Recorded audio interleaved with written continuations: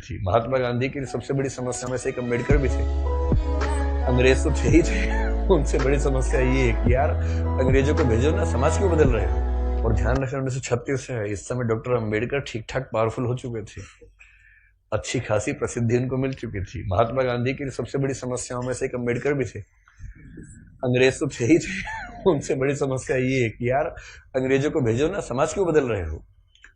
और अम्बेडकर साफ साफ कह रहे थे कि अगर मुझे अपने हित और देश के हित में चुनना हो तो देश का हित नंबर 1 पे है, पर यदि मुझे दलितों के हित और देश के हित में चुनना हो तो मैं दलितों के हित को प्राथमिकता पे रखूंगा। क्योंकि अगर अंग्रेज चले गए ऐसे ही तो यहां के सवर्ण हमें छोड़ेंगे नहीं, और दलितों की पराधीनता अंग्रेजों के आने से पहले ज्यादा थी, अंग्रेजों की उपस्थिति के समय कम पराधीनता थी। आपको गुस्सा तो आता होगा अम्बेडकर में कई बार, क्या ये कैसा आदमी था, है ना, लेकिन आप तर्क सुनेंगे तो दंग रह जाएंगे, तर्क अच्छे हैं। और मजे की बात है कि भारत की संविधान सभा में अम्बेडकर जितनी पढ़ाई पूरी संविधान सभा में एक भी मेंबर ने नहीं कर रखी थी। केवल एक BN राव थे जो एडवाइजर थे, उनके पास ठीक ठाक पढ़ाई थी, उन्हें छोड़ दें, बाकी सब मिट्टी के मतलब पेंदे टाइप के थे, प्यादे थे उनके सामने। पढ़ाई लिखाई का जो लेवल अम्बेडकर साहब का है वो किसी का नहीं है। तो कुछ लोग मैंने देखा कि सवर्ण मानसिकता के कुछ लोग अम्बेडकर को देशद्रोही घोषित करना चाहते हैं इन्हीं कथनों से कि दलित प्रश्न और देश के प्रश्न में दलितों को प्राथमिकता दूंगा तो बुरा मान जाते हैं। और उन्हीं से आप पूछो कि अगर हिंदू का प्रश्न हो और देश का प्रश्न हो, किसी प्राथमिकता दोगे तो हिंदू, हिंदुस्तान है, मजाक समझते हो तो हिंदुस्तान है बोलते हैं, हिंदुस्तान है। मुसलमान तो आए हैं, जा भी सकते हैं, लेकिन हिंदुस्तान है। तो अंबेडकर उस समय पावरफुल हो चुके थे, और अंबेडकर को मैं तो बड़ा सलाम करता हूं इस सेंस में। आमतौर पर वंचित वर्ग में जब कोई पढ़ लिख लेता है ना, अपने वर्ग से कन्नी काट लेता है। रिजर्वेशन का सबसे बड़ा दुख ये है, रिजर्वेशन का सुख ये है कि वंचित वर्गों के लोग आने लगे हैं सत्ता में, और जैसे ही एक गांव से एक बच्चा, दलित बच्चा IAS बनता है ना, पूरा गांव IAS बन जाता है। आरक्षण के वित्तीय लाभ केवल उस व्यक्ति को मिलते हैं जिसको आरक्षण मिला है, पर सामाजिक राजनीतिक लाभ पूरे गांव, पूरे कुनबे, पूरे कस्बे, पूरे शहर को मिलते हैं। कि हमारे गांव का चंदू IAS बना है, और चंदू वर्ग में मान लीजिए SC या ST में आता है, उस दलित जाति के उस गांव के और आसपास के 100 गांव के सब व्यक्तियों के पास कॉन्फिडेंस आ जाता है। कुछ बिगड़ा, चंदू को फोन लगा दिया, चंदू बिटवा देखिए जरा। अब पुलिस वाले ने रोका, लाइसेंस के लिए, रुको रुको बात करवाते हैं, ऐसे करके कह रहे किसको फोन करो, चंदू को फोन करो। छोड़ दो कोई बात नहीं, आप जाओ, आप गाड़ी कैसे भी ले जाओ, सिर के ऊपर रख के ले जाओ, कोई बात नहीं, हम कुछ नहीं बोलेंगे।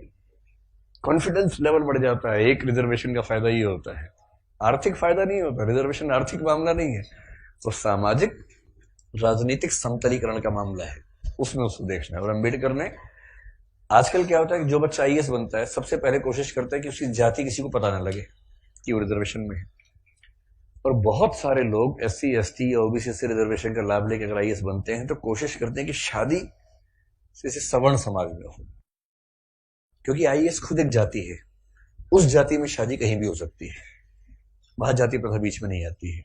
ऐसे IPS भी एक जाति है जो IAS से नीचे की जाती है लेकिन ठीक ठाक जाती है, वो भी अपने आप में ठीक ठाक जाती है। जैसे IAS पति IPS पत्नी, लोग कहेंगे हाँ ठीक है, IPS पति IAS पत्नी, तो लोग कहते हैं अच्छा चलो कोई बात नहीं ठीक है इस तरह से मैनेज करते हैं, क्योंकि IPS नीची जाती है, IAS थोड़ी ऊंची जाती है, और IRS और बाकी सब तो बहुत ही नीची जाती हैं, और उसमें जो ग्रुप भी हैं वो तो शूद्र टाइप के माने जाएंगे कि ये तो बहुत ही नीचे के लोग हैं। बेशक UPSC ने सफलता दी हो, पर ये तो ये नहीं चलेंगे, इनके 10 नंबर कम आए से, इनको बाहर करो यहाँ से एक प्रकार की जाति व्यवस्था वहां भी है। तो दलित चेतना जो अम्बेडकर की वजह से, अम्बेडकर का सम्मान क्यों करना चाहिए कि वो इतना पढ़ने लिखने के बाद भी चाहते तो वो भी एक शानदार जिंदगी जी सकते थे, उनको मिल ही रही थी भाई। वो PCS ऑफिसर थे बड़ौदा में, मजाक छोड़ना है, नागपुर में शायद। और जब नागपुर में वो सिविल सेवक बनकर आए, फेलोशिप वहीं से मिली थी पढ़ने के लिए, जब वापस लौटे तो उनको PCS अधिकारी बनाया गया। तो उनको कहा कि आप यहां रहना शुरू कीजिए और काम संभाल लीजिए। अब ये अम्बेडकर के सामने सबसे बड़ी समस्या, अगर आप उनकी कभी आत्मकथा पढ़े, मैं कैसे बना, हिंदी अनुवाद उसका ये है, उसमें प्रसंग है कि नागपुर में रहना है उनको क्योंकि वो ऑफिसर हैं, उनको अपने रहने के लिए कमरा चाहिए या घर चाहिए, ढूंढ रहे हैं पूरे शहर में, कमरा ही नहीं मिल रहा। लोग पहले पूछते हैं जाति कौन सी है, वो बताते हैं कि महार जाति का हूं, तो भाई कमरा नहीं है हमारे पास, हम किसी दलित को कमरा देंगे ही नहीं अपना। ये 1920-30 के दौरान नागपुर शहर की बात है। फिर वो कह रहे कि कई कमरे खारिज होते गए। एक और घर में गए, एक कोई दूसरा ऑफिसर था, वो दिखा रहा था, दोस्त के रूप में हेल्प कर रहा था, तो वहां मालिक ने पूछा ही नहीं कौन सी जाति के हो, इन्होंने बताया भी नहीं, ढिंडोरा क्यों पिटेंगे, उससे पूछा नहीं, उन्होंने बताया नहीं, कमरा मिल गया, रहने लग गए। और फिर वो देखते हैं कि एक दिन अचानक सुबह उठा तो बहुत शोर मचा हुआ था, मुझे लगा पता नहीं क्या हो गया, खिड़की से नीचे देखा तो हजारों की भीड़ हाथ में डंडे भाले हथियार लेके खड़ी हुई थी। उनको पता लग गया था कि एक दलित आदमी इस घर में रहता है और वो भीड़ मेरा कत्ल करने के लिए आई थी। और उसके बाद कुछ दोस्तों की मदद से पता नहीं पीछे के दरवाजे से कहां से किसी तरह से उनकी जान बचा के भगाया गया उनको। इस दौर से वो गुजरे थे। ये उसी देश की बात चल रही है, सारे जहां से अच्छा हिंदुस्तान हमारा, हम बुलबुलें हैं इसकी, ये गुलसिता हमारा, उसी की बात चल रही है।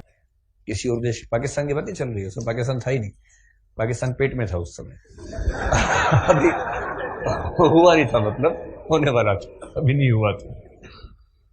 तो उस देश की बात है।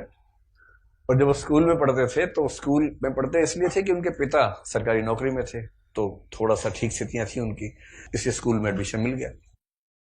पूरे स्कूल में एक दलित बच्चा था बस, B.R. अम्बेडकर, बस, बाकी सब सवर्ण बच्चे थे।